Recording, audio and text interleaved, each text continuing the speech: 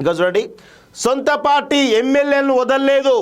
గ్రేటర్లోని BRS MLA ఫోన్లను tap చేయించినటువంటి గత సర్కారు వారి కుటుంబ సభ్యులు, స్నేహితుల ఫోన్లు కూడా. కూకట్పల్లి ఎమ్మెల్యే మాధవరం కృష్ణారావు కొడుకు ఫోన్ ట్యాప్, సందీప్ రావు ఆయన స్నేహితుడి స్టేట్మెంట్ రికార్డ్ చేసిన సిట్ 16 మంది హైకోర్టు జడ్జిల వ్యక్తిగత సమాచారంతో ప్రొఫైల్స్, వీరి ఫోన్లను ట్యాపింగ్ చేశారా అనే కోణంలో సిట్ ఎంక్వైరీ అంటూ మనం చూస్తూ ఉన్నాం. నేను చెప్తా ఉన్నాను కదా, కేసీఆర్ అనేటోడు ఈ జడ్జిల ఫోన్లను కూడా ట్యాప్ చేసిడంటే ఇప్పటికైనా కానీ దయచేసి కేంద్ర ప్రభుత్వం, ఇది భారత రాజ్యాంగానికే విఘాతం కలిగించేటువంటి చర్య కాబట్టి దయచేసి బీఆర్ఎస్ పార్టీ యొక్క రిజిస్ట్రేషన్ మొత్తం కంప్లీట్గా రద్దు చేయాలి, గుర్తింపు రద్దు చేయాలని చెప్పేసి కూడా ఈరోజు కేంద్ర ప్రభుత్వాన్ని, కేంద్ర ఎన్నికల సంఘాన్ని నేను కోరుతా ఉన్నాను. ఎందుకంటే వాళ్ళు ఎవరెవరి ఫోన్లు ట్యాప్ చేశారు? హైకోర్టు జడ్జిల ఫోన్లను ట్యాప్ చేశారు, గవర్నర్ల ఫోన్లు, రాజ్యాంగాన్ని పరిరక్షించే గవర్నర్ల ఫోన్లను ట్యాప్ చేశారు. ఈరోజు ఈ చట్టాన్ని అమలు పరిచేటువంటి న్యాయాధిపతులు ఎవరైతున్నారో జడ్జిల ఫోన్లను కూడా ట్యాప్ చేశారంటే వీళ్ళను రాజకీయంగా ఉంచొద్దు. వీళ్ళ యొక్క పార్టీ యొక్క ఈరోజు గుర్తింపును కంప్లీట్గా రిజిస్ట్రేషన్ కూడా ఈ ఎన్నికల కమిషన్ రద్దు చేయాలని చెప్పేసి కూడా నేను కోరుతాను. ఆ దిశగా ప్రయత్నం చేయాలని చెప్పేసి కూడా కోరుతాను, ఆలోచనలు చెప్పేసి కోరుతా ఉన్నాను. చూడండి, ఫోన్ ట్యాపింగ్ కేసులో సంచలన విషయాలు వెలుగులోకి వస్తున్నాయి. సో దీనిలో ఎవరైతే వీళ్ళు వాళ్ళ సొంత పార్టీ ఎమ్మెల్యే మాధవరం కృష్ణారావుతో పాటు చాలామంది గ్రేటర్ పార్టీ సంబంధించిన ఎమ్మెల్యేల ఫోన్ కూడా ట్యాప్ చేసిరట. బీఆర్ఎస్ ఎమ్మెల్యే మాధవరం కృష్ణారావు కుటుంబ సభ్యులను టార్గెట్ చేసినట్టు తెలిసింది. గత ఎన్నికల సమయంలో మాధవరం కృష్ణారావు కుమారుడు సందీప్ రావు ఆయన స్నేహితులు బిజినెస్ పార్ట్నర్ ఫోన్ నెంబర్ కూడా ఎస్ఐబి మాజీ chief Prabhakar Rao team tap చేసినట్లు తాజాగా వెలుగులోకి వచ్చింది.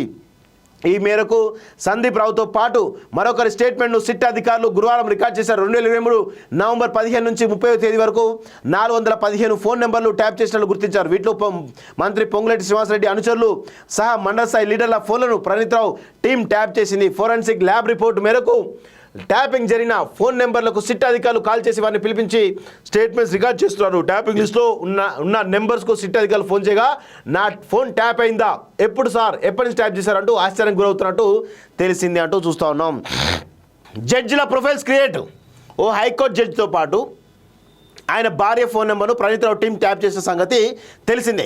అయితే వీరిద్దరి ఫోన్ నెంబర్స్ ట్యాప్ చేయడానికి గల కారణాలపై ఇన్వెస్టిగేషన్ అధికారులు ఆధారాలు సేకరిస్తున్నారు. ఎస్ఐబి స్పెషల్ ఆపరేషన్స్ టార్గెట్ నుంచి స్వాధీనం చేసుకున్నటువంటి హార్డ్ డిస్క్ నిందుల ఫోన్ల ఎఫ్ఎస్ఎల్ రిపోర్ట్ ఆధారంగా సిట్ అధికారులు దర్యాప్తు మొదలు చేశారు. ఈ క్రమంలో ఎఫ్ఎస్ఎల్ రిపోర్ట్ ఆధారంగా మరో 16 మంది హైకోర్టు జడ్జిల ప్రొఫైల్స్ కూడా ప్రణీత్ రావు టీం క్రియేట్ చేసినట్టు సిట్ గుర్తించింది. వీరిలో ఓ మహిళా జడ్జికి సంబంధించినటువంటి ప్రొఫైల్ కూడా తయారు చేయడం గల కారణాలను సేకరిస్తున్నారు. ప్రొఫైల్స్ మాత్రమే క్రియేట్ చేశారా లేక వారి ఫోన్ నెంబర్స్ కూడా ట్యాప్ చేశారా అనే కోణంలో దర్యాప్తు చేస్తున్నారు. పబ్లిక్ డొమైన్ నుంచి జడ్జిల డేటా సేకరణ అంటూ చూస్తూ ఉన్నాం. చూడండి, ఇక అర్థమవుతుంది కదా. చెంచల్గూడ జైలు నుంచి రాధాకృష్ణరావు ఒకవైపు బెయిల్పై విడుదలవుతున్నారు, ఇంకోవైపు దర్యాప్తు ముమ్మరవుతూ ఉంది. ఇది ఎక్కడ వరకు పోతుందో అర్థం కాని పరిస్థితే కనబడుతూ ఉంది. ఇక్కడ చాలా స్పష్టంగా మనం గుర్తుపెట్టుకోవాల్సిన విషయం ఏంటంటే 16 మంది జడ్జిల ఫోన్లు చట్టాన్ని అమలు చేసేటువంటి, చట్టాన్ని కాపాడేటువంటి న్యాయాధిపతుల ఫోన్లను ట్యాప్ చేశారు. అదేవిధంగా రాజ్యాంగాన్ని పరిరక్షించేటువంటి గవర్నర్ల ఫోన్లను ట్యాప్ చేశారు. ఇది చాలా ఇంపార్టెంట్ పాయింట్, గుర్తుపెట్టుకోండి. చట్టాన్ని అమలు పరిచేటువంటి వాళ్ళు, రాజ్యాంగాన్ని పరిరక్షించే వాళ్ళు, వీళ్ళు ఈ ప్రజాస్వామ్యంలో పిల్లర్స్ లాంటి వాళ్ళు. ఈరోజు ఆ పిల్లర్లనే, ఈరోజు అలాంటి వాళ్ళనే, ఆక్సిజన్ లాంటి వాళ్ళనే ఈరోజు ట్యాప్ చేసినామంటే రాజ్యాంగానికి విఘాతం కలుగుతుందా లేదా తెలంగాణ సమాజం ఒక్కసారి ఆలోచించాలి. నేను అందుకే అది ఎవరి హయాంలో జరిగింది? బీఆర్ఎస్ పార్టీ ప్రభుత్వ హయాంలో జరిగింది. కాబట్టి ఎన్నికల కమిషన్ కానీ కేంద్ర ప్రభుత్వం కానీ ముఖ్యంగా న్యాయస్థానాలు ఏవైతే ఉన్నాయో, సుప్రీంకోర్టు చీఫ్ జస్టిస్ ఎవరైతే ఉన్నారో దయచేసి డైరెక్ట్గా మీరు ఇన్వాల్వ్ అయ్యి బీఆర్ఎస్ పార్టీ యొక్క సభ్యత్వాన్ని, బీఆర్ఎస్ పార్టీ యొక్క గుర్తింపును, బీఆర్ఎస్ పార్టీ యొక్క రిజిస్ట్రేషన్ మొత్తం కూడా రద్దు చేసే విధంగా ఎన్నికల కమిషన్కు ఆర్డర్ వేయాలి. ఇది చేస్తే ప్రజాస్వామ్యాన్ని కాపాడిన వాళ్ళు అవుతారు, రాజ్యాంగాన్ని పరిరక్షించిన వాళ్ళు అవుతారు, చట్టాలని కాపాడిన వాళ్ళు అవుతారు అని చెప్పేసి కూడా ఈరోజు నేను సుప్రీంకోర్టు న్యాయస్థానాలను, హైకోర్టు న్యాయస్థానాలను నేను కోరుతా ఉన్నాను. ఇలాంటి వాళ్ళు రాజకీయాల్లో ఉండడం మంచిది కాదు.